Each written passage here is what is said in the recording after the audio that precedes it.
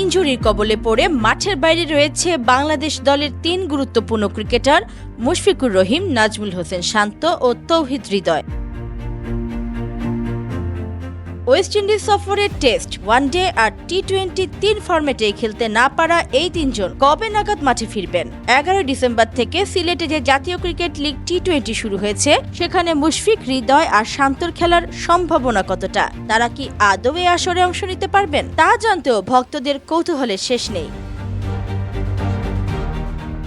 মুশফিক, শান্ত আর হৃদয়ের সর্বশেষ অবস্থা জানিয়ে দেবাশিস চৌধুরী বলেন, আমরা আজও মুশফিকের ফ্র্যাকচার হওয়া আঙুলে এক্স-রে করিয়েছি। ফ্র্যাকচার খানিক ভালোর দিকে, তবে এখনো কিছুটা ব্যথা আছে, তাই তার মাঠে ফিরতে আরো সময় লাগবে। একই অবস্থা নাজমুল হোসেন শান্তর বেলায়ও, তারও মাঠে ফিরতে আরো কিছুদিন লাগবে। অন্যদিকে তাওহিদ হৃদয়ের ব্যাপারে ডক্টর দেবাশিস চৌধুরী বক্তব্য, হৃদয়ের কুচকির ব্যথাটা ঠিক স্পোর্টসের ব্যথা নয়, তা চিকিৎসা করছেন অন্য চিকিৎসকরা, তারাই ভালো বলতে পারবেন হৃদয়ে সুস্থ হয়ে মাঠে ফিরতে ঠিক কতদিন লাগতে পারে।